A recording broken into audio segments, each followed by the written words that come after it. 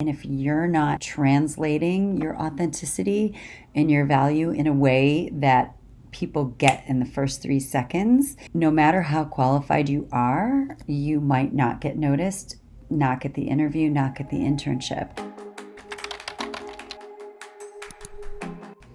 Hey guys, welcome back to the Rad Road.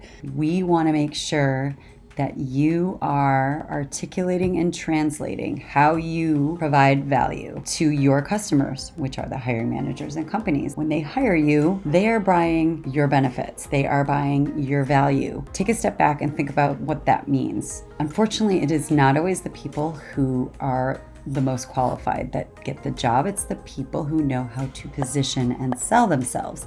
I know you've been told this. You guys understand what branding is. You understand what personal branding is, but it's not optional in the context of a job search today. To be rad and stand out enough to get called back for an internship or job among hundreds, if not thousands of applicants is a difficult job. Something that companies like Coca-Cola, Google, American Express, all of the big brands that you've ever heard of do every year, if not twice a year, and it's something called brand planning. You know Coca-Cola, you know Google, you get their brand, you understand their brand, you recognize their brand, you know what they do, you know what the value is that they provide. Why would they do this?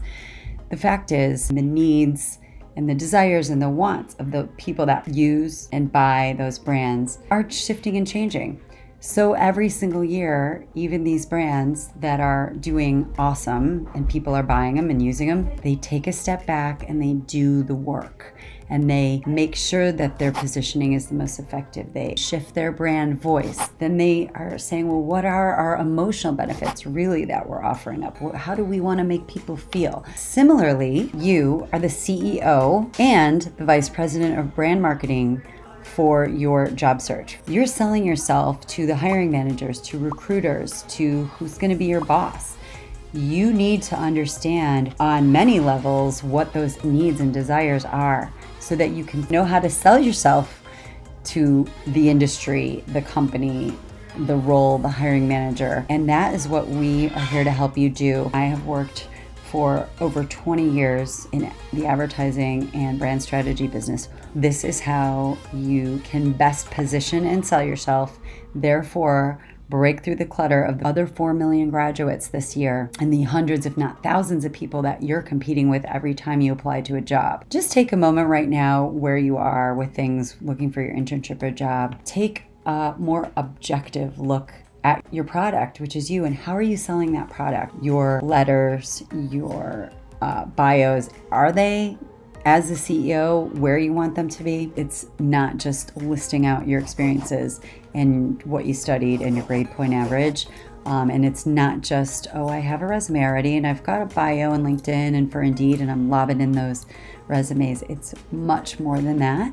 Make people instantly understand how you are relevant to that job, that company, that culture, that position, and to the hiring manager.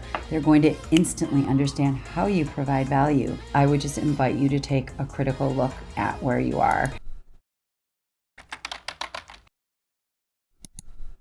Piggybacking on my colleague and co-founder Steph O'Brien's talk, I'm Dr. Stephanie, co-founder of the Rad Road, and I want to address the psychology behind that and what might happen when you start to take stock of our assets.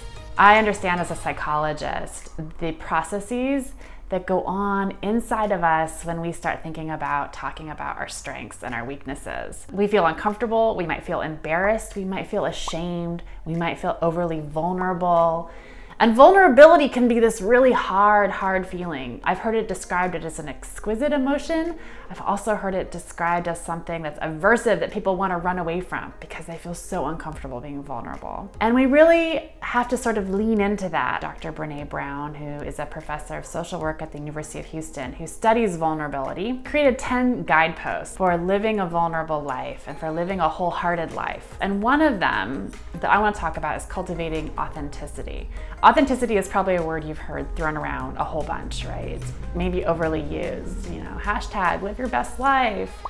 Okay, what do I mean by this? When I say be authentic, what it really means is leaning away from who we think we should be. We spend so much of our life trying to live up to the expectations that we have for ourselves, that others put on us, who we think we should be. And in the job search, you think you're trying to be something often for that employer. You want to fit that slot, and so you might unintentionally or intentionally present in a way that you think that they want. But what we really want to do is own who you are. And I know that's hard. I say that like that's really easy. That's what therapy is. That's what I do. And my mindset coaching is help you have that sense of resolution and your strengths and knowing when you come alive.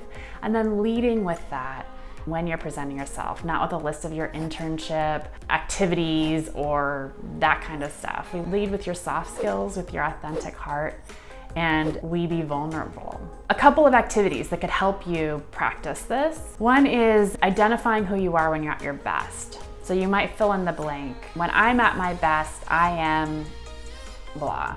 That's who you are. And when you find yourself doing that in your life, it's like highlighting an activity, highlighting a behavior, and helping your brain and body start to make sense of like, oh, that's me. So for myself, when I make a meal for a loved one, that's me. That is me being authentic. That's how I show caring and love, and it feels true to who I am. And then the other part of this activity is that when you find yourself doing things that's not you, that's not your authentic self, that it's you trying to be someone who you think you should be, you don't condemn yourself, you don't mentally curse yourself out, you don't get down on yourself, you just go, oh, there it is, that's not me. So for example, in my life, when I raise my voice at my son, I think, needs work, that's not me. And I practice being vulnerable, recognizing what I've done, taking ownership, and then moving on and trying to continually strive towards being my best self, my authentic self. I hope that these thoughts, musings, activities help you move into an authentic space to take stock of your assets. And if you feel yourself getting stuck or needing extra support or fumbling with this process, like it seems like all words, you're not really sure how to put it into practice, I would love to help. This is something that I take great joy in doing, and I would love to partner with you on this. I'm Dr. Stephanie of the Rad Road. We are really excited to work with you on this to help you. So thanks.